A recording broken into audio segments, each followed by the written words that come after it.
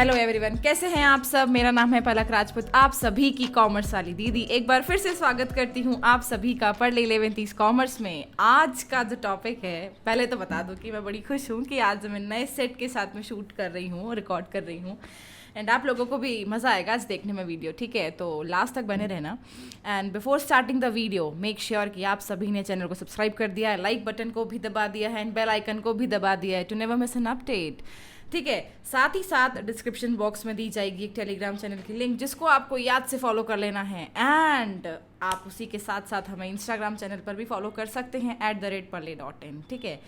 तो वीडियो शुरू करने से पहले ये बता दूं कि आज हम लोग पढ़ने वाले हैं chapter 2 business studies forms of business, part 2 पढ़ने वाले हैं। पार्ट 1 में हम लोगों ने कवर किया था sole proprietorship and HUF, Hindu undivided family, उसके फैक्ट, फीचर्स, एडवांटेजेस, डिसएडवांटेजेस, सारी चीज़ें हम लोगों ने देख ली थी। बट आज हम लोग पढ़ने वाले हैं पार्ट 2 में पार्टनरशिप फर्स्ट ऑफ ऑल, उसके बाद में हम लोग देखेंगे आज हम लोग पढ़ने वाले हैं पार्टनरशिप, उसके बाद हम लोग पढ़ेंगे कोऑपरेटिव सोसाइटी। आप लोगों को पार्टनरशिप में भी पार्टनरशिप की डेफिनेशन को देखना है, फीचर्स देखना है, एडवांटेजेस देखना है, डिसएडवांटेजेस देखना है और उसी के साथ साथ आपको लास्ट में कोऑपरेटिव सोसाइटी में भी यही सारी चीज़ों को देखना है, ठीक है। तो पार्टनरशिप का मतलब होता है is an association of 2 or more person, याद रखना 2 or more person who agree to jointly pursue a business activity। Partnership का मतलब होता है दो लोग जब एक साथ बिजनेस करने के लिए हाँ कर देते हैं, हैंडशेक कर लेते हैं, फ्रेंडशिप कर लेते हैं, उसको कहा जाता है पार्टनरशिप बिजनेस, ठीक है। पार्टनरशिप का मतलब ये है कि जहाँ 2 से ज़्यादा लोग, मिनिमम 2 और मैक्सिमम, मैं लिमिट बताऊंगी आप लोगों को, मिनिमम 2 मैक्सिमम 50 लोग अगर जॉइंट करते हैं, आपस में मिलते हैं, फ्रेंडशिप करते हैं कि हम लोग कोई बिजनेस एक्टिविटी को करने वाले हैं, परफॉर्मेंस में लेने वाले हैं, तो वो कहलाता है आप सभी के लिए पार्टनरशिप, ठीक है। अब पार्टनरशिप के कुछ फीचर्स हैं जो आप लोगों को देखने हैं। पार्टनरशिप के फीचर्स में आप लोगों को ये देखना है, तो पहला आपको देखना है मेंबरशिप। मेंबरशिप का मतलब ये है कि कितने लोग पार्टनरशिप में बिजनेस कर सकते हैं एक साथ। तो सबसे पहला है मिनिमम जो है, यहाँ पे मिनिमम मेंबर्स जो हैं आपके वो 2 हो सकते हैं और मैक्सिमम यहाँ पे पहले 100 था, अब आप लोगों के पास में यहाँ पे 50 की लिमिट दी हुई है, ठीक है। पहले 100 था, अब आप लोगों के पास में 50 की लिमिट दी हुई है। मेंबरशिप में यही है कि आप लोगों को कितने लोग आप साथ में मिलकर पार्टनरशिप बिजनेस को ज्वाइन कर सकते हैं, कितने लोग साथ में बिजनेस कर सकते हैं। तो मिनिमम 2 लोग चाहिए क्योंकि 2 लोगों की ही पार्टनरशिप कहलाएगी। एक व्यक्ति पार्टनरशिप बिजनेस नहीं कर सकता है, याद रखना, अकेला व्यक्ति पार्टनरशिप नहीं होता है, वो होता है हमारा सुंदर सा सोल प्रोप्राइटर।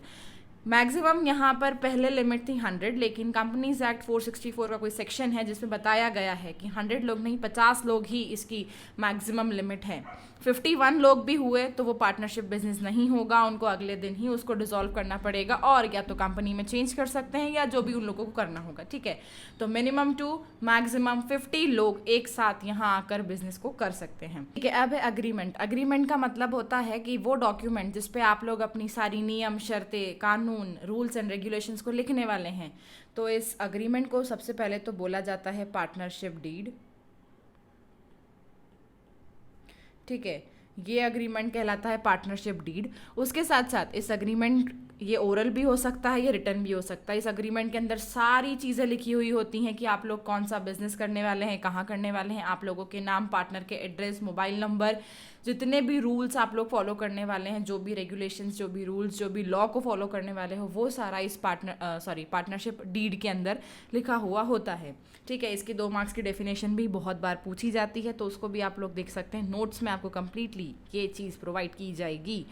फिर है बिजनेस। अब बिजनेस का मतलब कि पार्टनर साथ में क्या बिजनेस कर सकते हैं, तो कोई सा भी बिजनेस कर सकते हैं। यहाँ पर ऐसी कोई स्पेसिफिक चॉइस नहीं कि आप सिर्फ पर्टिकुलर बिजनेस में जा सकते हो, जो भी आपकी मनमर्जी हो आप उस बिजनेस को कर सकते हो, लेकिन वो बिजनेस मस्ट बी लॉफुल होना चाहिए।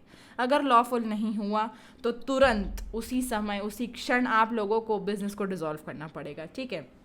प्रॉफिट शेयरिंग का मतलब होता है, प्रॉफिट शेयरिंग अगर ये पार्टनरशिप डीड बनी हुई हैं तो उसमें आप लोगों ने जो रेशियो डिसाइड किया होगा उसके हिसाब से आप लोग अपने आप को रेशियो प्रॉफिट लोगे आप लोग। प्रॉफिट शेयरिंग का मतलब है कि अगर पार्टनरशिप डीड है, अगर पार्टनरशिप डीड बनी हुई है, आपका रिटर्न एग्रीमेंट बना हुआ है कि हम लोग इस रेशियो में अपने आप को प्रॉफिट देंगे, तो उस रेशियो में दी जाएगी। इन केस अगर पार्टनरशिप डीड नहीं है, क्योंकि ये ज़रूरी नहीं है कि आप पार्टनरशिप डीड को रखो, आप साइलेंट भी काम कर सकते हो, बिना अग्रीमेंट के भी आप लोग काम कर सकते हो। तो इन केस अगर पार्टनरशिप डीड साइलेंट है तो आपका प्रॉफिट शेयरिंग जो है वो हो जाएगा इक्वल। लेकिन अगर पार्टनरशिप मौजूद है तो वो अकॉर्डिंग टू चलेगी आपके रेशियो के हिसाब से, ठीक है, अकॉर्डिंग टू रेशियो आप लोग काम करोगे। फिर है लाइबिलिटी। तो लाइबिलिटी हर पार्टनर की यहाँ अनलिमिटेड होती है, किसी भी पार्टनर की यहाँ पे लाइबिलिटी लिमिटेड नहीं होती। वो स्पेशल केसेस होते हैं जहाँ पर पार्टनर की लाइबिलिटी लिमिटेड होती है, ठीक है। यहाँ पर हर पार्टनर की लाइबिलिटी जो है वो अनलिमिटेड है, ठीक है।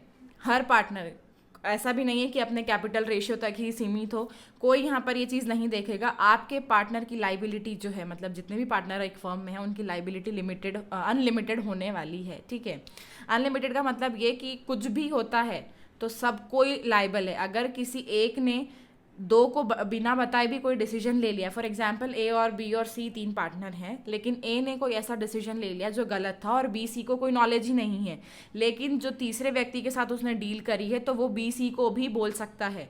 वो लोग भी लायबल हैं, भले ही उन्हें पता है या नहीं है, कोई बात नहीं, कोई मतलब नहीं है। लेकिन अनलिमिटेड लाइबिलिटी का मतलब भी यही है। पार्टनर अगर बिना बताए किसी को भी कोई डिसीजन ले देता है और कल से कोई तीसरा आके यहाँ करता है तो वो 2 लोग भी उस चीज़ के लिए लायबल रहेंगे, अकेला वही नहीं, तीनों लोग लायबल रहेंगे, ठीक है। इसलिए इन लोगों की लाइबिलिटी जो है वो अनलिमिटेड होती है। म्यूचुअल एजेंसी का मतलब होता है कि जो पार्टनर हैं, 3 पार्टनर हैं, तो अगर किसी एक ने थर्ड पार्टी से कोई डिसीजन लिया है, कोई कॉन्ट्रैक्ट किया है, तो बी और सी को भी माना जाएगा कि उन्हें पता है। फिर उन्होंने भले ही आपस में कोई बातचीत नहीं करी हो, कुछ नहीं भी किया हो, तो भी माना जाएगा कि उन लोगों को आपस में पता है, ठीक है। और एक और चीज़ कि हर किसी को मैनेजमेंट में पार्टिसिपेट करने का हक है। यहाँ पे ऐसा नहीं है कि मैंने ज़्यादा कैपिटल लगाई है तो मैं ही पार्टिसिपेट करूँगा, तुम लोग नहीं कर सकते हो, ऐसा नहीं है। सभी को इक्वल राइट्स दिए जाते हैं। म्यूचुअल एजेंसी का मतलब यही होता है, ठीक है, इक्वल राइट्स को शेयर देना, ठीक है, इक्वल राइट्स को शेयर देना। नॉन ट्रांसफरेबिलिटी ऑफ शेयर का मतलब होता है कि अगर कोई पार्टनर चाहता है कि मैं अपना हिस्सा, मतलब मैं अपना नाम किसी और को दे दूँ, नाम इन द सेंस कि मैं ये फर्म अपने, मेरे जो शेयर हैं, मेरे शेयर्स आप लोग पढ़ोगे क्या होते हैं, मेरा जो कॉन्ट्रैक्ट है या मेरा जो शेयर है वो मैं किसी और को दे दूँ, तो ऐसा पॉसिबल नहीं है इन जनरल। लेकिन अगर कोई पार्टनर चाहता है तो पहले उसको बाकी रिमेनिंग पार्टनर्स का जो है, रिमेनिंग पार्टनर्स का कंसेंट लेना पड़ेगा, ठीक है। कंसेंट मतलब सहमति, उन लोगों से बातचीत करनी पड़ेगी, बात करना पड़ेगा कि मुझे अपने शेयर को ट्रांसफ़र करना है। इजीली नहीं होता है पार्टनरशिप में, वैसे तो होता ही नहीं है, पर ठीक है, अगर करना चाहते हो तो आपको बाकी सारी जो पार्टनर्स हैं उनसे आपको कंसेंट लेना पड़ता है, बात करनी पड़ती है कि मुझे शेयर करना है। तो अगर वो लोग अग्री करते हैं तो आप अपने शेयर को ट्रांसफ़र कर देते हो, अदरवाइज़ यहाँ पर शेयर ट्रांसफ़र नहीं किए जा सकते हैं। रजिस्ट्रेशन, इसका जो रजिस्ट्रेशन एक्ट है वो है इंडियन पार्टनरशिप एक्ट 1932 के द्वारा ये जो है गवर्न किया जाता है, ये लॉ लिखा हुआ है। इसी के सारे इंडियन पार्टनरशिप एक्ट के ही सारे रूल इसके ऊपर फॉलो होते हैं। इसी के अंतर्गत आपको रजिस्ट्रेशन कराना रहता है अगर आप चाहते हैं तो। वैसे ऐसा ज़रूरी नहीं है कि हर पार्टनरशिप फर्म को इंडियन पार्टनरशिप एक्ट 1932 के अंदर रजिस्ट्रेशन कराना है। अगर आप चाहते हैं तो करा लो, क्योंकि अगर जो फर्म रजिस्टर्ड होती है IPA 1932 के अंदर तो उसको बहुत सारे बेनिफिट्स देते हैं, ठीक है। अनरजिस्टर्ड फर्म को बहुत सारे कॉन्सिक्वेंसेस फेस करने पड़ते हैं, वो लोग आप आगे पढ़ोगे, मैं इन जनरल बता दूंगी आप लोगों को, पर it is better to register yourself, ठीक है। इसलिए अगर आप पार्टनरशिप फर्म ओपन करना चाहते हैं तो ये याद रखो कि आप अपने आप को 1932 एक्ट के तहत, इंडियन पार्टनरशिप 1932 के तहत रजिस्टर करवा लें, ठीक है। मैनेजमेंट का मतलब ये है कि हर कोई यहाँ पर मैनेजर है, ठीक है। जैसे सोल प्रोप्राइटर में क्या होता था कि, हाँ एक बात मुझे बताती हूँ, ये कंप्लीट हो जाए फिर। सोल प्रोप्राइटर में क्या होता था कि हम सिर्फ खुद एक अकेला व्यक्ति मैनेज कर रहा था, लेकिन यहाँ पर मैनेजमेंट प्रोसेस तीनों के हाथ में होती है। हर व्यक्ति इक्वल लेवल पर मैनेज कर सकता है, हर कोई मैनेज कर सकता है अपनी पार्टनरशिप फर्म को। लेकिन ऐसा बोलते हैं कि जो डे टू डे एक्टिविटीज़ हैं, अगर आपस में नहीं भी बात करी हो, जो जनरल बातें हैं वो अगर हमने एक ने कर दी तो भी चलेगा, लेकिन जो क्रूशियल डिसीजन है जिससे आपके बिजनेस के ऊपर भारी इम्पैक्ट पड़ सकता है, भारी असर पड़ सकता है, तो तब आपको तीनों पार्टनर या जितने भी आपके पार्टनर हैं उनसे बातचीत कर कर ही आप लोग आगे बढ़ सकते हैं, ठीक है। फिर है टाइम पीरियड। अब ऐसे तो कोई स्पेसिफिक टाइम पीरियड यहाँ पर मेंशन नहीं होता है कि पार्टनरशिप कब ख़त्म हो सकती है, पर ऐसा बोला जाता है कि अगर कोई भी पार्टनर मर गया या किसी ने रिटायरमेंट ले लिया या किसी को इंसॉल्वेंट साबित कर दिया, ठीक है, तो डेथ, रिटायरमेंट, क्या राइटिंग आ रही है मेरी आज तो, डेथ, रिटायरमेंट या इंसॉल्वेंट साबित होने पर आपका पार्टनरशिप बिजनेस बंद हो सकता है। लेकिन अगर किसी की डेथ या किसी के रिटायरमेंट या किसी के इंसॉल्वेंट हो जाने से बाकी पार्टनर्स ये बोलते हैं कि हम अपना बिजनेस कंटिन्यू रखना चाहते हैं, तो वो लोग ऐसा कर सकते हैं, वो मेंशन कर सकते हैं, ठीक है। टाइम पीरियड यहाँ स्पेसिफिक नहीं है, लेकिन इन 3 चीज़ों के होने से बिजनेस बंद कर सकते हैं, हो सकता है अगर ऐसा कुछ केस आता है तो। अदरवाइज बिजनेस कंटिन्यू चलता रहेगा बिल्कुल आगे तक, ठीक है, कोई प्रॉब्लम नहीं है। ये है हमारे फीचर्स ऑफ पार्टनरशिप, जिसमें हमने देखा मेंबरशिप मिनिमम 2 लोग चाहिए, मैक्सिमम 50 होना चाहिए। अग्रीमेंट रिटन और ओरल दोनों हो सकता है। रिटन एग्रीमेंट को कहा जाता है पार्टनरशिप डीड, जिसके अंदर सारे रूल्स और रेगुलेशंस को लिखा जाता है, ठीक है। बिजनेस का मतलब ये है कि आप कौन सा बिजनेस कर सकते हो, तो यहाँ पे कोई पर्टिकुलर बिजनेस डिसाइडेड नहीं है या बताया हुआ नहीं है, आपकी इच्छा है, आप कोई भी लॉफुल बिजनेस कर सकते हो, लॉफुल बिजनेस कर सकते हो, ठीक है। प्रॉफिट शेयरिंग, अगर पार्टनरशिप डीड है तो फिर उसमें आप लोगों ने अपना रेशियो डिसाइड किया होगा। In case if partnership deed is silent, तो फिर आप लोगों को मिलने वाला है equal amount of profit, equal share of profit, ठीक है। लाइबिलिटी हर पार्टनर की अनलिमिटेड है। अगर किसी एक व्यक्ति ने बिना बताए कोई डिसीजन ले लिया है और वो डिसीजन गलत हो जाए, फॉर सपोज किसी बैंक से लोन ले आया बहुत सारा, मतलब 10 लाख का लोन ले आया, और 2 पार्टनर्स को तो पता ही नहीं है कि एक पार्टनर ने जाके हमारी फर्म के नाम पे लोन ले लिया है, तो अगर वो कल से ईएमआई नहीं देता है या फिर वो लोग इस उसमें नहीं है, सिचुएशन में नहीं है कि उस लोन को रीपे कर दें, तो बैंक उन तीनों पार्टनर को लाइबल मानेगी, ठीक है। वो व्यक्ति नहीं जो जाके अकेला लोन के पेपर साइन करके आया था, वो तीनों पार्टनर इक्वल उसमें लाइबल रहेंगे, ठीक है। तीनों को अपनी एसेट्स, अपने जितना भी जो भी देना पड़े उस लोन को रीपे करने में, जो कुछ भी लगाना पड़े, खून पसीना एक करना पड़े, वो तीनों को करना पड़ेगा। कोई एक व्यक्ति लाइबल नहीं है, वो तीनों लाइबल हैं, ठीक है। इसीलिए कहा जाता है कि 1 एक्टिंग फॉर ऑल, ठीक है, 1 फॉर ऑल फॉर 1, यहाँ पर ये चलता है, ठीक है। एक सबके लिए एक, ठीक है। म्यूचुअल एजेंसी का मतलब यह है कि हर कोई मैनेजमेंट में पार्टिसिपेट कर सकता है, और यहाँ पर किसी एक के बिहाफ पर कोई भी, मतलब एक पार्टनर है वो बाकियों के बिहाफ पर कोई भी डिसीजन ले सकता है, ठीक है। तो ये यहाँ पर इक्वल राइट्स बताता है। नॉन ट्रांसफरेबिलिटी ऑफ शेयर का मतलब होता है, ये तो पॉसिबल नहीं है कि आप अपने शेयर ट्रांसफ़र कर दो, लेकिन अगर चाहते हो तो आपको रिमेनिंग पार्टनर का कंसेंट लेना पड़ता है। With the consent of all partners you can transfer your share, पर ये बहुत एडवांस लेवल का केस है, क्योंकि जनरली ये चीज़ पॉसिबल नहीं है। रजिस्ट्रेशन, इंडियन पार्टनरशिप एक्ट 1932 के अंदर आपको अपनी पार्टनरशिप फर्म को रजिस्टर्ड कराना पड़ता है, और ये ज़रूरी नहीं है कि आप रजिस्ट्रेशन करवाओ, लेकिन अगर रजिस्ट्रेशन कराते हो तो आपको बेनिफिट्स देखने को मिलेंगे, बहुत सारे बेनिफिट्स देखने को मिलेंगे, ठीक है। फिर आता है मैनेजमेंट, तो मैनेजमेंट हर कोई कर सकता है। डे टू डे एक्टिविटीज़ जो है वो अगर बिना बताए भी कर लेते हैं, जो आपका नॉर्मल बिजनेस परफॉर्म करता है, जो हमारी डे टू डे एक्टिविटीज़ होती हैं, ठीक है, तो उसमें कोई बात नहीं। लेकिन अगर कोई बड़ा डिसीजन है जिससे आपकी बिजनेस फॉर्म पे इम्पैक्ट आ सकता है, उसमें आपको हर पार्टनर का कंसेंट लेना बहुत ज़रूरी है, उनको बताना ज़रूरी है, ठीक है।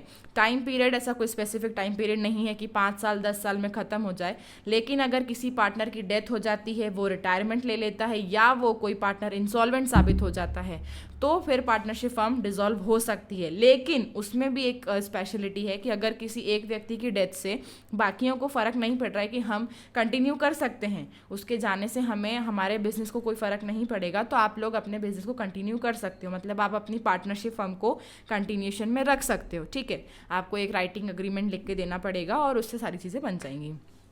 ये है हमारे ऑल इन ऑल फीचर्स, ठीक है। तो आपको इनकी हेडिंग्स को याद रखना है, इसके अंदर लिखना आपको अपने हिसाब से ही है। बाकी और आपको नोट्स के अंदर प्रीसाइज फॉर्म में सारी चीज़ें बता दी जाएंगी, जो word to word technical language के अंदर है, तो आप उनसे पढ़िए और उन्हीं को याद कीजिए, ठीक है। फिर है मेरिट्स।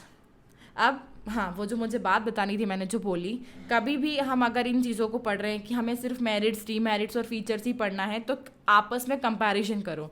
ठीक है, पार्टनरशिप का मतलब क्या होता है कि यहाँ पर दो से ज़्यादा लोग काम करते हैं। ठीक है, तो सोल प्रोप्राइटर में कौन था? एक व्यक्ति था। तो ठीक है, सोल प्रोप्राइटर में एक व्यक्ति था, तो इन दोनों को कंपेयर करके बात करो कि सोल प्रोप्राइटर में अगर ये था और पार्टनरशिप में ये है, तो यहाँ ऐसा ऐसा हो सकता है। ऐसे करके करोगे ना तो क्वेश्चन आंसर जल्दी लर्न होंगे और जल्दी जल्दी आप लोग पढ़ाई फिनिश कर सकते हैं। ठीक है, जैसे सोल प्रोप्राइटरशिप भी इजी टू फॉर्म होती है, एक व्यक्ति का डिसीजन है, वैसे ही पार्टनरशिप भी इजी टू फॉर्म होती है। कोई ज़्यादा रिक्वायरमेंट्स नहीं है कि इतने डॉक्यूमेंट्स लगाओ, इतना कोई भी लीगल कॉम्प्लाइंसेस यहाँ पर ज़्यादा नहीं है। वैसे ही पहले बोल दिया कि ये ज़रूरी नहीं है, मैंडेटरी नहीं है कि आप अपने आप को रजिस्ट्रेशन में लें। अगर आप रजिस्टर कराना चाहते हैं तो बिल्कुल कराओ, और अच्छी बात है क्योंकि उसके बेनिफिट्स हैं। लेकिन अगर नहीं कराना चाहते हो तो कोई बात नहीं, इसलिए ये ईजी टू फॉर्म है। रिस्क शेयरिंग इक्वल होती है यहाँ पर। हर पार्टनर, जैसे सोल प्रोप्राइटर में अकेला एक ही व्यक्ति के ऊपर पूरी रिस्क होती थी, यहाँ पर हर 3 या 2 से ज़्यादा लोग हैं तो वो आपस में रिस्क बट जाती है, एक व्यक्ति के ऊपर पूरा बर्डन नहीं है। ठीक है, रिस्क यहाँ पर डिवाइड हो जाती है। ठीक है, वर्क डिवाइड हो जाता है। ठीक है, डिवीजन ऑफ वर्क हो जाता है। जैसे सोल प्रोप्राइटर में अकेला व्यक्ति ही सारा काम करना है, उसको सेल भी करना है, उसको परचेज भी करना है, उसको मैनेज भी करना है, उसको कंट्रोल भी करना है। तो यहाँ पर डिवीजन ऑफ वर्क है कि अलग अलग व्यक्ति को अलग अलग टास्क असाइन कर सकते हो कि तुमको ये काम करना है, तुमको ये काम देखना है, तुमको मैनेजमेंट को देखना है, तुमको हमारे बिजनेस के ऊपर क्या हम और ज़्यादा इंप्रूवमेंट कर सकते हैं वो चीज़ों को देखना है, तो आप वो कर सकते हो। तो यहाँ पर डिवीजन ऑफ वर्क एक मेरिट है कि अगर मेरे पास में पार्टनर ज़्यादा हैं तो मैं अपने काम को डिवाइड कर सकता हूँ और जिससे हमारा काम बहुत जल्दी ख़त्म हो सकता है गाइस। ठीक है, देखो पार्टनरशिप बिजनेस में होता क्या है ना कि हर किसी को प्रॉफिट मिलना है, मतलब प्रॉफिट मिलना ताज्जुब सी बात है। तो हर किसी का ये इंसेंटिव होता है कि मैं और ज़्यादा काम करूं जिससे मेरी फर्म की अर्निंग कैपेसिटी इंक्रीज हो जाए और उससे हमारी प्रॉफिट इंक्रीज हो जाए। ठीक है, तो ये मोटिवेशन यहाँ पे डायरेक्ट इंसेंटिव होता है अपने काम को अच्छी तरीके से करने का। ठीक है, सीक्रेसी ये होती, जैसे सोल प्रोप्राइटर में भी सीक्रेसी मेंटेन होती थी क्योंकि एक व्यक्ति ही काम कर रहा है, तो वैसे ही यहाँ पार्टनरशिप बिजनेस में भी आपके जितने भी सीक्रेट्स हैं वो आपके पार्टनर्स के साथ में ही हैं। ठीक है, वो बहुत अल्टीमेट या बहुत अलग लेवल का केस है कि कोई पार्टनर दगाबाज दे जाए, घर का बेदी लंका डाय हो जाए, पर ऐसा जनरल केसेस में देखा नहीं जाता है। तो आपके बिजनेस के जितने भी राज हैं वो आपके पार्टनर्स के बीच में ही रहने वाले हैं, अमंग दी पार्टनर्स ही रहने वाला है काम। ठीक है, फिर है फ्लेक्सिबिलिटी का मतलब ये होता है, जैसे सोल प्रोप्राइटर में क्या होता था ना कि एक्सपेंशन नहीं कर सकते थे आप, अपनी कैपिटल इंक्रीज नहीं कर सकते थे, फर्म ज़्यादा बड़ी नहीं कर सकते हो क्योंकि इतना पैसा कहाँ से लाओगे। ठीक है, पर यहाँ पर ये फ्लेक्सिबिलिटी है कि आपके पास में 2 से ज़्यादा लोग हैं तो आप सब शेयर कर कर अपनी फर्म का साइज़ बढ़ा सकते हो, कैपिटल को भी इंक्रीज कर सकते हो। जो भी आप चेंजेस करना चाहते हो कि आपको कल से प्रोडक्शन एक्टिविटी को बढ़ाना है या कुछ अलग आप डिवीजन में जाना चाहते हो, तो वो आप लोगों के ऊपर है। और यहाँ पर कोई गवर्नमेंट इंटरफेरेंस है ही नहीं, तो और भी बल्ले बल्ले है अपने साथ में। ठीक है, तो ये फ्लेक्सिबिलिटी का मतलब है यहाँ पे कि आप लोगों को जो चीज़ करना है वो आपके ऊपर है, टोटली अप टू यू कि आप जैसा करना चाहते हो वैसा आप लोग कर सकते हो। मोर स्कोप फॉर एक्सपेंशन इसलिए क्योंकि हर कोई अपने अपने मतलब यहाँ पे 2 से ज़्यादा लोग काम कर रहे हैं। सोल प्रोप्राइटर में अकेला व्यक्ति था तो वो अकेला व्यक्ति इतना ज़्यादा काम नहीं कर सकता है या इतने बड़े लेवल पर बिजनेस को एक्सपांड नहीं कर सकता है क्योंकि यहाँ पे 2 से ज़्यादा लोग हैं। ठीक है, इसलिए यहाँ पर एक्सपांशन के चांसेस बढ़ जाते हैं। अब क्यों बढ़ जाते हैं? क्योंकि 2 से ज़्यादा लोग हैं तो मतलब हर किसी की अपनी अपनी परफेक्शन स्किल होगी। ठीक है, तो किसी की मैनेजर स्किल अच्छी होगी, किसी की कंट्रोलिंग अच्छी होगी, किसी का सॉफ्ट स्किल अच्छे होंगे कि हम यहाँ पर जा सकते हैं, हम ऐसे काम कर सकते हैं। तो वो स्किल की वजह से आप अपने बिजनेस को एक्सपांड कर सकते हो कि मैं अपने कंज्यूमर से कैसे बात करूँ, मैं अपने कस्टमर को कैसे अपने से बनाए रखूँ। ठीक है, एडवर्टाइजमेंट में हम ये चेंज कर सकते हैं तो उससे आपका बिजनेस ज़्यादा अच्छे से बढ़ सकता है। ठीक है, फिर है larger financial resources. Sole proprietor में अकेला व्यक्ति घूमता था, अकेले व्यक्ति को कोई पैसे देता नहीं, कल से मर गया तो कौन साबित रहेगा, कौन रहेगा, कौन इसके लोन को रीपे करेगा। लेकिन यहाँ पर 2 से ज़्यादा लोग हैं तो अपनी पहले तो वो लोग 2 लोग कंट्रीब्यूट करने वाले हैं तो उनका पैसा तो मिल ही जाएगा। साथ में पार्टनरशिप फर्म को ना बिजनेस लोन में मिल जाता है, आसानी से मिल जाता है। ठीक है, तो यहाँ पर फाइनेंशियल रिसोर्सेज बहुत सारे होते हैं, ठीक है, क्योंकि 2 से ज़्यादा लोग काम करने वाले होते हैं तो उनकी कैपिटल इन्वेस्टमेंट इतनी अच्छी हो जाती है कि उनको किसी और से पैसे लेने की ज़रूरत नहीं पड़ती है। तो ये है मेरिट्स ऑफ पार्टनरशिप कि आपको ईजी टू फॉर्म है, रिस्क शेयरिंग इक्वल है, यहाँ पर अकेला व्यक्ति नहीं, सभी को रिस्क एक साथ एक ही लेवल पे रिस्क शेयर करना है, ठीक है। डिवीजन ऑफ वर्क हो जाता है, एक व्यक्ति के ऊपर बर्डन नहीं है। मोटिवेशन यहाँ पे डायरेक्ट है कि हम अच्छा काम करेंगे तो हमारी फर्म की अर्निंग कैपेसिटी बढ़ेगी, जिससे हमारा प्रॉफिट बढ़ जाएगा, ठीक है। तो यहाँ पे डायरेक्ट मोटिव है अपने काम को और अपना बेस्ट देने का, अपना 100% देने का, ठीक है। फिर है सीक्रेसी अमंग द पार्टनर्स ही है, कोई और थर्ड पर्सन आपके उसमें इन्वॉल्व है ही नहीं, तो आपका सीक्रेट आपके साथ में ही है। लेकिन वो अल्टीमेट लेवल है कि घर का बेदी लंका ढाई हो जाए तो वो आपके सीक्रेट्स को दूसरी फर्म को बता दे, आपके कंपटीशन को बता कॉम्पिटिटर को बता दे, तो फिर अलग केस हो जाएगा, लेकिन जनरली ऐसा होता नहीं है। फ्लेक्सिबिलिटी कि आपको जैसा चाहे, आप कल से चाहते हो कि हमारा पार्टनरशिप बिजनेस में हम मतलब हमारे पार्टनरशिप में हमारे बिजनेस में हम ये चेंज करना चाहते हैं, हम हमारे साइज़ को बढ़ाना चाहते हैं, कैपिटल इंक्रीज करना चाहते हैं, या फिर कि हम हमारी प्रोडक्शन कैपेसिटी को बढ़ाना चाहते हैं, हम हमारी प्रोडक्शन एक्टिविटी को चेंज करना चाहते हैं, तो वो आप कर सकते हो। यहाँ पर नो गवर्नमेंट इंटरफेरेंस है, ठीक है, नो गवर्नमेंट इंटरफेरेंस है। राइटिंग बहुत ही भयंकर आ रही है मेरी, ठीक है। मोर स्कोप फॉर एक्सपांशन इसलिए है क्योंकि यहाँ पर 2 से ज़्यादा लोग हैं तो उनकी स्किल्स बहुत अच्छी होंगी। सोल प्रोप्राइटर में एक व्यक्ति सारे कृष्ण जी नहीं बन सकता, लेकिन यहाँ पर आपके पास में थोड़े थोड़े से कृष्ण जी की क्वालिटीज़ आ सकती हैं कि 3-4 लोग हो आप, तो आपकी कुछ होंगी, किसी की कुछ स्किल्स डेवलप होंगी, कोई किसी चीज़ में एक्सपर्ट होगा, तो उससे आप अपने बिजनेस को एक्सपांड कर सकते हो, ठीक है। फिर है larger financial resources. Financial resources का मतलब कि आपके पास में अकेले नहीं हो आप, आपके पार्टनर्स हैं, तो आप लोग हेल्प करोगे और जो कैपिटल आप लोग लगाओगे तो उससे आपका फाइनेंशियल रिसोर्स अच्छा हो जाएगा और आपको बैंक भी इजीली लोन दे देती है, ठीक है। जनरली पार्टनरशिप फर्म को इजीली लोन मिल जाता है। अब है demerits of partnership. Demerits of partnership में जैसे कुछ सोल प्रोप्राइटर जैसा ही है इसमें कि अनलिमिटेड लाइबिलिटी है, हर पार्टनर की लाइबिलिटी अनलिमिटेड है, किसी की भी लिमिटेड लाइबिलिटी है ही नहीं। हर किसी की जो लाइबिलिटी है वो अनलिमिटेड है, लिमिटेड नहीं अनलिमिटेड है, ठीक है। आप लोग अपना शेयर ट्रांसफ़र नहीं कर सकते हो कि कल से मैं चाहूँ कि मेरी जगह पर मेरा भाई काम करने आ जाए, या मेरी बहन काम करने आ जाए, मेरा हस्बैंड आ जाए, या मेरी वाइफ मतलब मेरी वाइफ तो होगी नहीं पर ठीक है मेरा हस्बैंड आ जाए, तो ऐसा नहीं है कि आप उसको अपने शेयर ट्रांसफ़र नहीं कर सकते हो। लेकिन अगर करना चाहते हो तो आप अपने पार्टनर्स, जितने भी रिमेनिंग पार्टनर्स हैं, उनका कंसेंट आपको लेना पड़ता है और बहुत टाइम लगता है, बहुत टाइम टेकिंग है और वो होता भी नहीं है, तो इसलिए आप अपने शेयर को ट्रांसफ़र नहीं कर सकते हो, ठीक है। कॉन्फ्लिक्ट्स इसलिए होते हैं कि जैसे बोलते हैं ना 10 मुंह 10 बातें होती हैं। अब जैसे वो स्किल्स में तो काम आ ही रहे हैं, लेकिन ऐसा कोई डिसीजन है जहाँ पे हर किसी के अलग अलग दिमाग चल रहे हैं कि नहीं ऐसा नहीं ऐसा करो, ऐसा नहीं ऐसा करो, किसी का माइंड चल रहा है कि नहीं मुझे यही करना है, तो वो कॉन्फ्लिक्ट्स दे सकता है आपको कि आपके लड़ाई झगड़े होने की पॉसिबिलिटीज़ हैं थोड़ी बहुत, पर हैं कि आप पॉसिबल है। हर किसी को नहीं मुझे नहीं समझ आ रहा, मुझे नहीं अच्छा लग रहा है, हर कोई हाँ नहीं कर सकता ना हर डिसीजन में, तो उसमें हो सकता है। अनसर्टेनिटी ये है कि बिजनेस अनसर्टेनिटी पे ही है, कभी भी डेथ हो सकती है, इंसॉल्वेंसी हो सकता है, पार्टनर रिटायर हो सकता है, तो उससे पार्टनरशिप फर्म डिसॉल्व होने के चांसेस ज़्यादा होते हैं, तो वो अनसर्टेनिटी है। Risk of mutual agency. Mutual agency का मतलब क्या समझाया था कि एक व्यक्ति बाकियों के बिहाफ पर काम कर सकता है, वो एक व्यक्ति बाकियों के बिहाफ पर कोई भी कॉन्ट्रैक्ट साइन कर सकता है, तो कल से चल के किसी एक व्यक्ति ने फर्म के नाम पर या बाकियों के बिहाफ पर कोई अनलॉफुल एक्टिविटी को साइन कर दिया, मतलब मान लो कि ड्रग्स की स्मगलिंग और ये सारी चीज़ें काम करना शुरू कर दी, तो फिर वो रिस्क आ जाएगी, हर कोई लायबल हो जाएगा उस चीज़ के लिए, ठीक है। क्योंकि जनता जनार्दन ये नहीं देखती कि उस अकेले व्यक्ति ने साइन करा है, वो ये देखेगी कि इनकी पार्टनरशिप है, तो मतलब इन तीनों को नॉलेज है इस बात का, ठीक है, भले ही फिर वो दोनों सीधे साधे हों, पर ये चीज़ यहाँ पर डीमेरिट में है। Lack of public confidence. क्या होता है ना कि आपके जैसे कंपनीज होती हैं, पब्लिक कॉन्फिडेंस का लैक क्यों होता है, क्योंकि आपके जितने भी फाइनेंशियल स्टेटमेंट्स हैं वो हम लोग पब्लिश नहीं होती हैं, आपके जितने भी सीक्रेट्स हैं वो आप तक ही रहते हैं कि आपकी फर्म कितना डेवलप कर रही है, आपके प्रॉफिट में चल रहे हो, लॉस में चल रहे हो, ये आपको पता है, पब्लिक को पता नहीं होता है। जैसे बड़ी बड़ी कंपनीज़ की ना बैलेंस शीट उसमें आती है, मतलब पब्लिश की जाती है, प्रोस्पेक्टस निकलता है, तो उसमें आपको इनविटेशन दिया जाता है, सारी चीज़ें होती हैं, आपको जनरली पता होता है कि यहाँ पर ये सारी चीज़ें लॉस में सफ़र कर रही हैं, कि रेलवे लॉस में जा रहा है या रिलायंस के शेयर गिर गए हैं, ये आपको पता होता है, तो वो बड़ी बड़ी कंपनीज़ की बात होती है।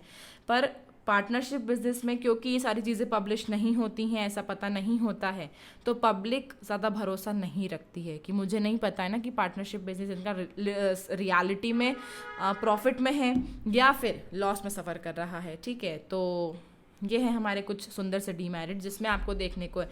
जो हमने इसके फीचर्स पढ़े ना, बस वो फीचर्स ही हमारे डिवाइड हो जाते हैं। जैसे यहाँ पे हमने पढ़ा है फीचर्स, ठीक है, तो वो फीचर्स आगे जाके कुछ मेरिट्स बन जाएंगे और वही कुछ फीचर्स बन जाएंगे मेरे डीमेरिट्स। ठीक है, मेरिट्स का मतलब होता है एडवांटेज और डीमेरिट्स का मतलब होता है डिसएडवांटेज। ठीक है, तो इन्हीं फीचर्स को आप अच्छे से याद रख लोगे तो आपके मेरिट्स और डीमेरिट्स अपने आप बन जाएंगे। ठीक है, बस आपको ये लिखते आना चाहिए कि मेरिट्स और डीमेरिट्स में मेरिट्स कौन से हो सकते हैं और डीमेरिट्स कौन से हो जाते हैं। कल से मालूम चल जाए कि रिस्क ऑफ म्यूचुअल एजेंसी आपने मेरिट्स में लिख दिया। ठीक है, तो फीचर्स को अच्छे से याद रखो, फीचर्स को याद रखोगे तो मेरिट्स और डीमेरिट्स अपने आप अच्छी तरीके से हो जाएंगे। ठीक है, अब है हमारे पास में टाइप्स ऑफ पार्टनरशिप फर्म। ये थोड़ा इंपॉर्टेंट पार्ट है कि आप लोगों को मैंने बताया था ना टाइम पीरियड वाला, वो यहाँ पर फॉर्मूला काम आता है। ठीक है, इसमें काम करने के लिए। ठीक है, पार्टनरशिप एट विल, इसका मतलब होता है ऐसी कोई पार्टनरशिप जो कि फॉर्म की गई है किसी इनडेफिनाइट पीरियड के लिए, is known as partnership will. मतलब उसका कोई पीरियड डिसाइडेड नहीं है कि हम 5 साल में बंद कर देंगे या 3 साल में बंद कर देंगे। हमारी मर्जी, जब हमारी इच्छा होगी कि आज हमने बिजनेस शुरू किया और हमको कल बंद करना है तो हम बंद कर सकते हैं। इसलिए यहाँ बोला गया इनडेफिनाइट पीरियड के अंदर। ठीक है, वो कहलाती है पार्टनरशिप एट विल। विल का मतलब क्या होता है? मंजूरी। अगर मेरे पार्टनर्स चाहते हैं कि कल से हम बिज़नेस बंद कर दें तो हम कर सकते हैं। मतलब consent of all partners needed है, यहाँ पे ज़रूरी है। उनकी मन मर्जी से आप अपना बिज़नेस जो है वो बंद कर सकते हो, लेकिन यहाँ पर कोई पीरियड डिसाइडेड नहीं है कि 5 साल में बंद होगा, 3 साल में बंद होगा, कल बंद होगा, 1 साल में बंद होगा। ये डिसाइडेड नहीं है, आपके ऊपर है कम्प्लीटली। आपने 1 साल चलाना है, आपने 5 साल चलाना है या आपने हमेशा चलाना है, ये सब कम्प्लीटली आपके ऊपर है। वो वाली ऐसी पार्टनरशिप जहाँ पर पीरियड डिसाइडेड नहीं है कि कितने टाइम के लिए है, उस पार्टनरशिप को कहा जाता है पार्टनरशिप एट विल। ठीक है, फिर होती है फिक्स्ड पार्टनरशिप। अब फिक्स्ड पढ़ने से पता चल रहा है कि ये किसी फिक्स्ड पीरियड के लिए। ठीक है, फिक्स्ड पीरियड के लिए मतलब कि ऐसी पार्टनरशिप जो कि फॉर्म की गई है फॉर अ स्पेसिफिक पीरियड, कि मैं 3 साल के लिए या 5 साल के लिए इस पार्टनरशिप पीरियड में हूँ, हमारा पार्टनरशिप बिजनेस है, और जैसे ही वो टाइम खत्म होता है, टाइम कंप्लीट होता है, तो आपकी फर्म भी डिसॉल्व हो जाती है। ठीक है, ऑटोमेटिकली आपने बोल दिया कि हमारी फर्म 3 साल तक काम करेगी, तो उसके बाद में ऑटोमेटिकली 3 साल के बाद में आपकी फर्म जो है वो डिसॉल्व हो जाएगी। ठीक है, बंद हो जाएगी। जैसे ही आपका टाइम टेन्योर, आपका जो 3 साल का टेन्योर है वो ख़त्म हुआ, वैसे ही आपकी फर्म डिसॉल्व हो जाएगी। फिक्स्ड पीरियड पार्टनरशिप का अर्थ यही है। फिर है पर्टिकुलर पार्टनरशिप। अब पर्टिकुलर पार्टनरशिप पढ़ने से समझ में आ रहा है कि कुछ स्पेसिफिक रीजन्स हैं यहाँ पे, मतलब ठीक है, इसका मतलब होता है स्पेसिफिक। ठीक है, the partnership which is formed to carry on a particular venture. ठीक है, ऑन अ पर्टिकुलर वेंचर, आप किसी स्पेसिफिक चीज़ के ऊपर काम करने वाले हो, is known as particular partnership. आप सभी का कुछ गोल है कि आपको ये काम करना है, हम इस चीज़ के लिए, फॉर सपोज कि हम लोगों ने सोच लिया कि हमारा जो टर्नओवर होना चाहिए था, नहीं मतलब जैसे होता है ना कि कुछ लोग सोचते हैं कि मुझे ये अपने गोल को अचीव करना है। यहाँ पे जैसे ही आपका गोल अचीव हुआ वैसे ही आपकी पार्टनरशिप ख़त्म हो जाती है। ठीक है, ये पर्टिकुलर पार्टनरशिप का मतलब होता है कि आप लोग किसी स्पेसिफिक रीज़न से साथ में काम करने के लिए आगे आए हैं, और जैसे ही वो रीज़न कंप्लीट होता है, वो गोल ख़त्म होता है, वो गोल कंप्लीट होता है, अकम्प्लिश होता है, आपकी पार्टनरशिप भी उसी वक्त से फिनिश हो जाती है। तो ये टाइप्स ऑफ पार्टनरशिप है, partnership at will, fixed period partnership और पर्टिकुलर पार्टनरशिप। तो ये 3 पार्टनरशिप आपको अच्छी तरीके से याद होनी चाहिए। वैसे बहुत ईजी है। ठीक है, विल मतलब मेरे मनमर्जी की मालिक हूँ मैं, जब चाहे जब बंद कर सकती हूँ, जब चाहे जब खोल सकती हूँ। फिक्स्ड पीरियड का मतलब होता है कि किसी पर्टिकुलर टाइम लिमिट के हिसाब से कि 3 साल, 5 साल, 10 साल के अंदर अंदर मुझे अपने बिजनेस को ख़त्म करना है, डिसॉल्व करना है।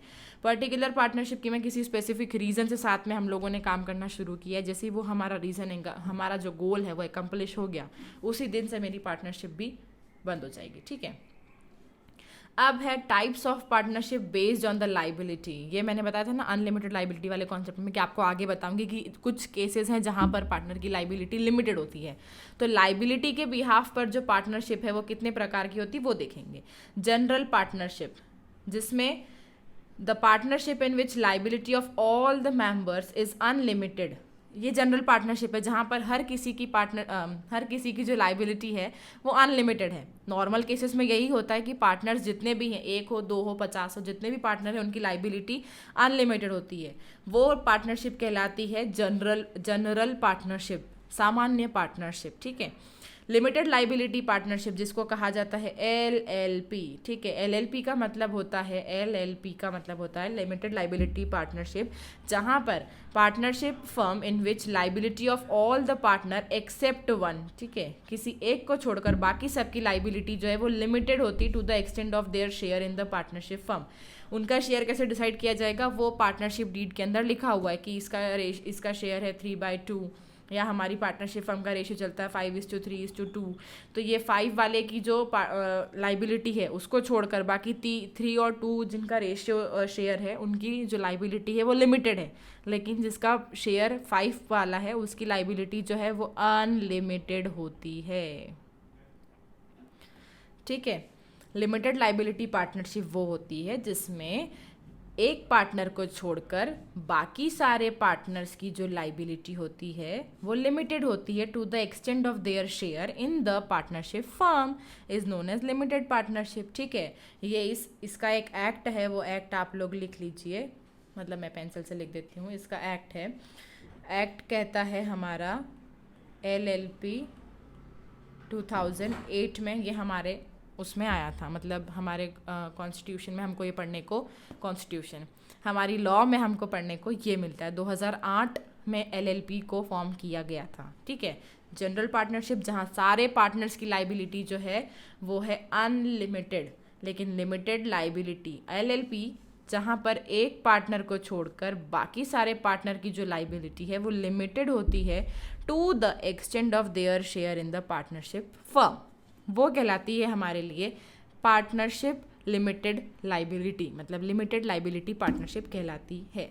ठीक है। तो types of partnership based on liability हमने पढ़ लिया है, जिसमें हमने देखा कि एक होती है जनरल पार्टनरशिप और एक होती है लिमिटेड लाइबिलिटी पार्टनरशिप। ठीक है। तो जनरल पार्टनरशिप जहाँ पे सारे मेंबर्स की जो लाइबिलिटी है वो अनलिमिटेड है, लेकिन लिमिटेड पार्टनरशिप में वो होता है जहाँ पर एक पार्टनर को छोड़कर बाकी सारे पार्टनर की लाइबिलिटी जो है वो लिमिटेड होती है to the extent of their share in the firm. ये हो गई हमारी 2 तरीके की partnership on the basis of liability. ठीक है। अब हमारा नेक्स्ट है टाइप्स ऑफ पार्टनर। थोड़ा बड़ा होने वाला है आज का जो हमारा सभा है, वो थोड़ी बड़ी होने वाली है और बहुत अच्छी होने वाली। ठीक है। बैकग्राउंड अच्छा आ रहा है ना मेरा आज।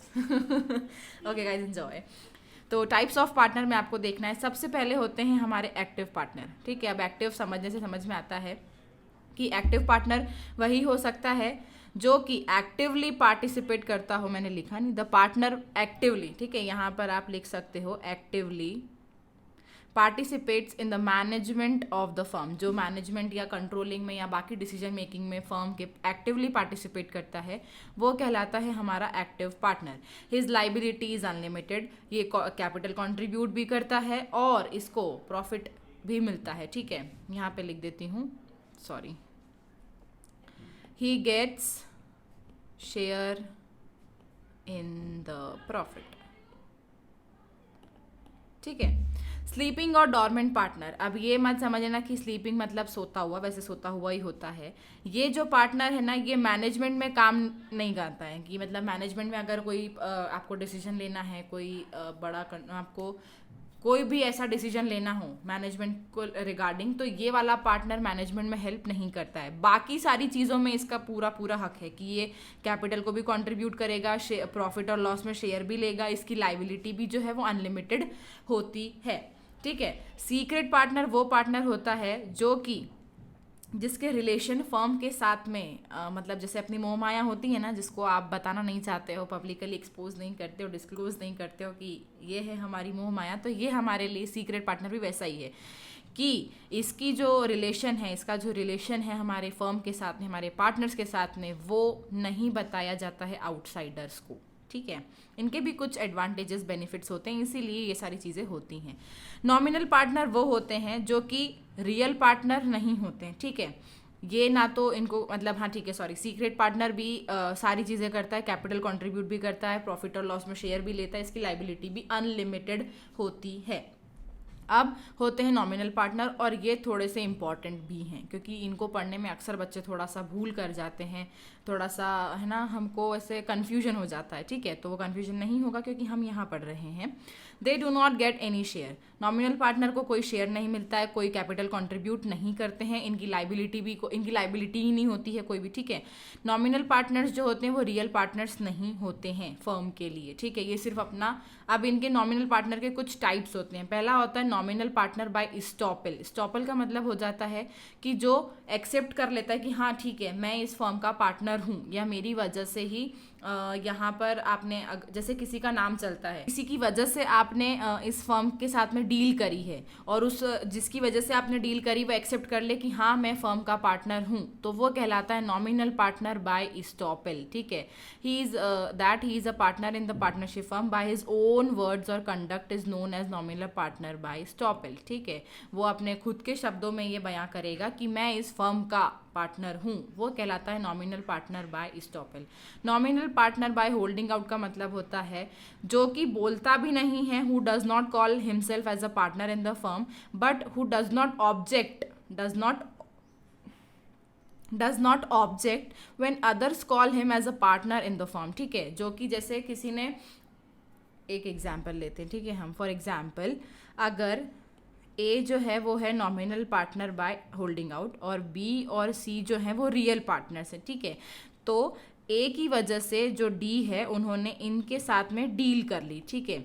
अब डी ये बोल रहा है कि ए आपकी फर्म का पार्टनर है, तो ए अगर कोई एक्शन ना ले, ये ना बोले कि नहीं मैं तो पार्टनर हूं ही नहीं इस फर्म का, ए जो है वो उसको अपने फर्म का पार्टनर नहीं बता रहा है। दूसरी चीज, जब डी पूछ रहा है कि ए क्या आपकी फर्म का पार्टनर, बी और सी से पूछ रहा है कि ए आपकी फर्म का पार्टनर है या नहीं, तो ए जो है वो कोई भी ऑब्जेक्ट नहीं कर रहा है, ऐसे हम बोलते हैं ना, ऑब्जेक्शन नहीं ले रहा है कि आपने ऐसे कैसे बोल दिया मैं पार्टनर हूँ इस फर्म का, मैं तो पार्टनर ही नहीं हूँ, वो साइलेंट है, ठीक है।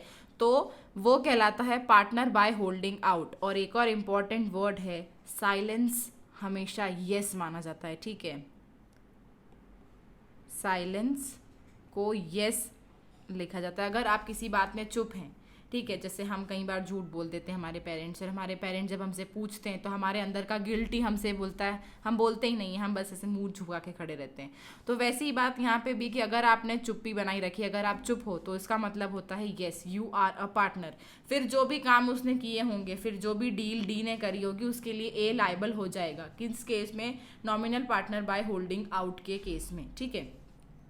अब है माइनर पार्टनर। जैसे हमने HUF में पढ़ा था कि माइनर जो है वो, जैसे ही किसी बच्चे ने बर्थ लिया, HUF फैमिली में, हिंदू अनडिवाइडेड फैमिली में किसी का जन्म हुआ, तो वो अपने जन्म से ही वहाँ पे पार्टनर बन जाता है, उस फैमिली बिजनेस का मेंबर बन जाता है, उसको प्रॉफिट मिलता है, वो सारी चीज़ें कर सकता है।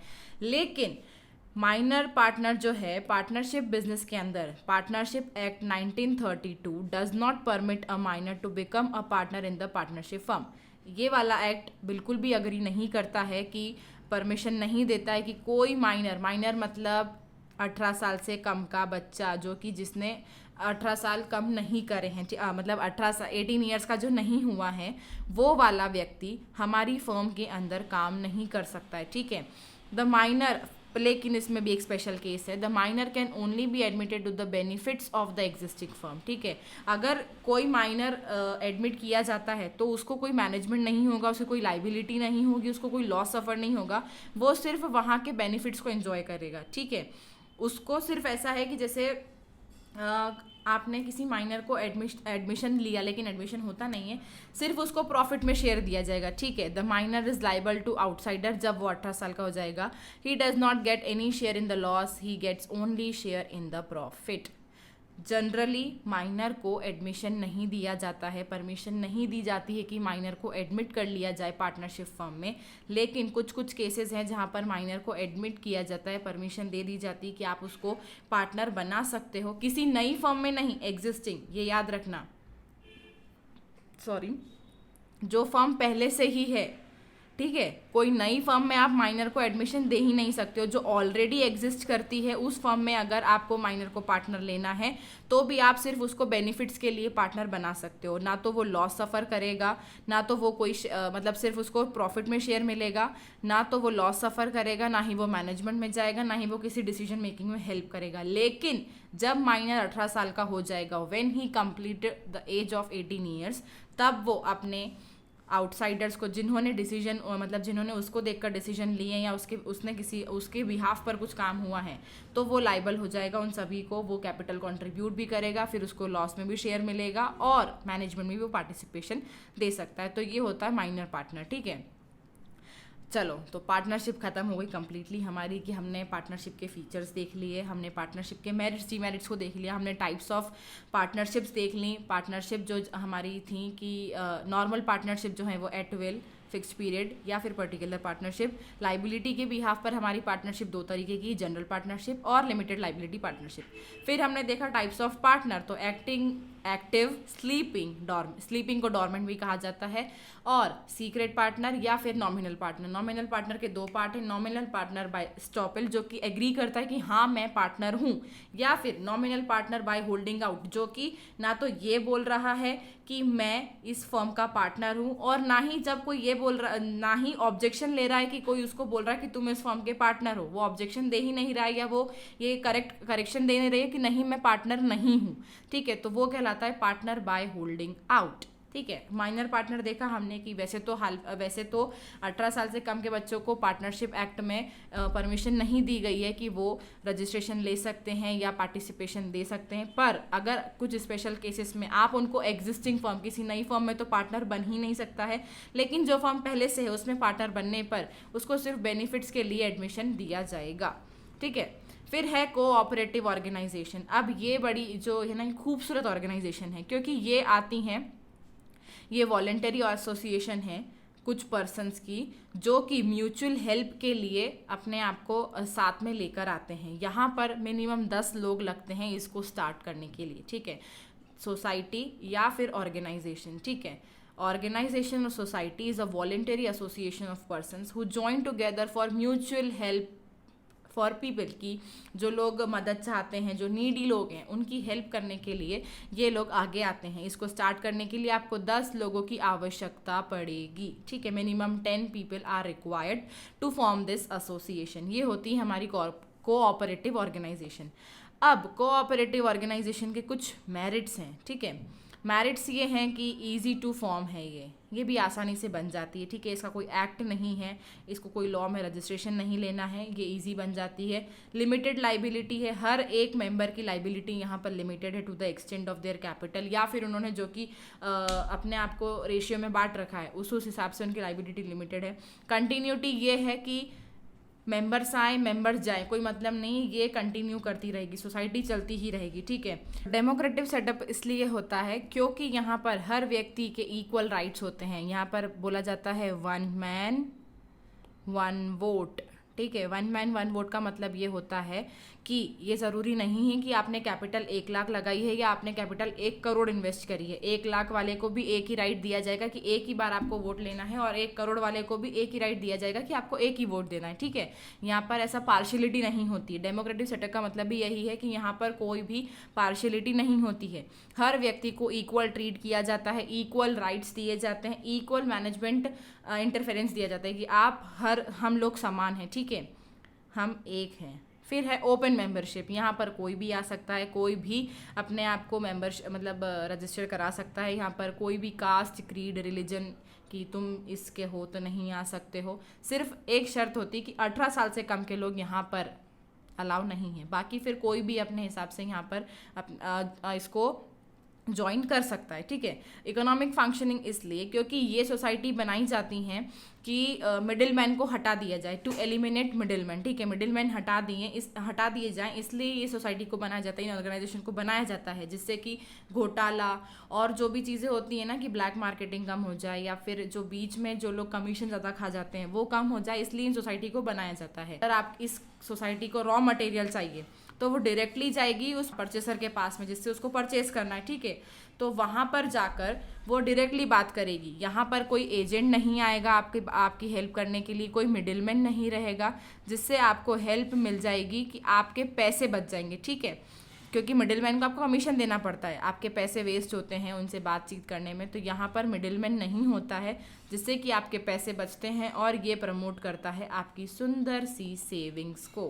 पैट्रोनेज का मतलब ये होता है कि आपको, क्योंकि यहाँ पर गवर्नमेंट कंट्रोल देखती है, गवर्नमेंट इसमें बहुत सारे काम करवाती है, तो यहाँ पर गवर्नमेंट की वजह से आपको बहुत सारे बेनिफिट्स भी मिलते हैं, ठीक है। गवर्नमेंट की वो होने की वजह से, गवर्नमेंट का इंटरफेरेंस होने की वजह से आपको बहुत सारे बेनिफिट्स देखने को मिलते हैं, ठीक है। इन ऑर्गेनाइजेशन, इन सेटअप्स को गवर्नमेंट बहुत सपोर्ट करती है, ठीक है। सोशल यूटिलिटी इसलिए कि ये ऑर्गेनाइजेशंस या ये सोसाइटी इसलिए बनाई जाती हैं कि ये प्रमोट करें सोशल जस्टिस, ठीक है। सोशल जस्टिस को प्रमोट करें, लोगों के अंदर मॉरल वैल्यूज़ को बढ़ाएं ये लोग, ठीक है। तो इसलिए ये सोसाइटीज़ बनाई जाती हैं जो कि लोगों की सेल्फ कॉन्फिडेंस को इंक्रीज़ करने में, उनकी पीढ़ी को डेवलप करने में, उनके अंदर सोशल वैल्यूज़ डालने के अंदर, मॉरल वैल्यू को देने के लिए, सोशल जस्टिस के लिए ये लोग आगे आते हैं और लोगों की हेल्प करते हैं। अब इसके कुछ डीमेरिट्स भी होंगे। डीमेरिट्स ये हैं कि इसमें लिमिटेड कैपिटल होती, ठीक है। ऐसा नहीं अंड शंड कैपिटल लगाओ, इसमें इसके जो प्रोफार्मा है उसके अंदर कुछ ना कुछ बताया जाता है कि आप इस एक्सटेंड के इसके ऊपर इसकी कैपिटल नहीं जानी चाहिए, ठीक है। इनएफिशिएंट मैनेजमेंट इसलिए क्योंकि यहाँ पर जो व्यक्ति काम कर रहा होता है ना, उस व्यक्ति में स्किल्स नहीं होती इन द सेंस कि यहाँ पे कोई भी आ सकता है। मैंने बोला 12th पास भी आ सकता है, MBA करा हुआ भी आ सकता है। तो अब 12वीं पास के अंदर कितनी स्किल्स होंगी, ठीक है। तो यहाँ पर जिनके पास में स्किल नहीं है, कोई भी इसका मेंबर बन सकता है। इस वजह से यहाँ पर मैनेजमेंट में इनएफिशिएंसी देखी जाती है, क्योंकि जिनके पास में स्किल नहीं है वो एफिशिएंटली काम नहीं करेंगे, इफेक्टिव वे में काम नहीं करेंगे, तो जिससे इसका मैनेजमेंट जो है वो इनएफिशिएंट हो जाता है।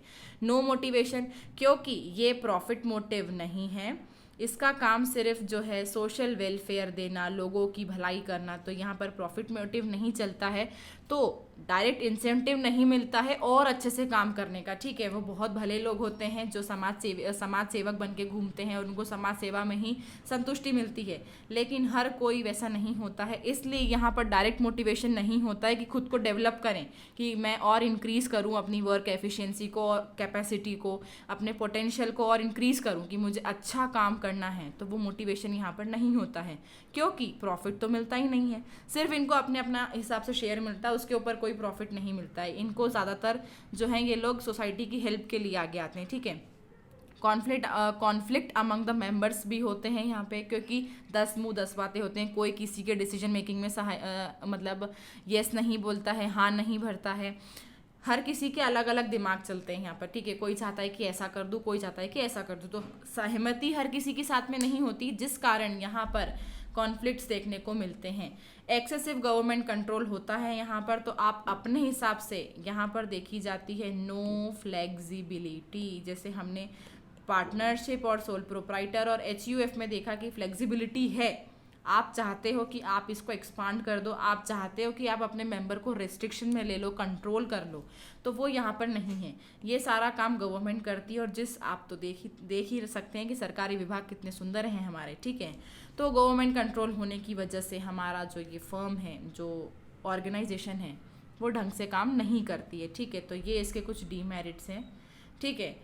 तो ये आप लोगों को ध्यान रखना है। अब जो है वो हो गया है, मतलब सभा समापन का समय हो गया है।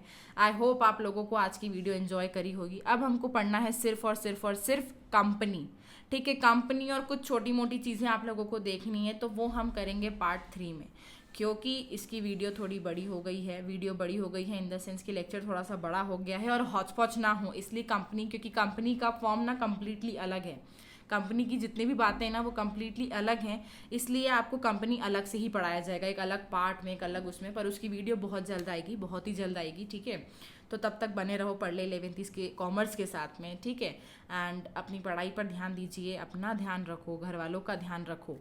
एंड आपको नोट्स दे दिए जाएंगे, नोट्स मिल जाएगा आप लोगों को। तो अब आ गई मेरी बारी। जैसे मैंने आप लोगों से प्रॉमिस किया है कि मैं आप लोगों के लिए एक सुंदर सा कोट लिखूंगी, तो उसके लिए पेन बदल लूँ मैं, ठीक है। सुंदर सा कोट मैं लिखूंगी, कोट इन द सेंस कि सुंदर सा मोटिवेशन, सुंदर सा सुविचार आप लोगों के लिए लेकर आऊँगी। तो आज का सुविचार ये है, लिख कर बताऊँगी, ठीक है।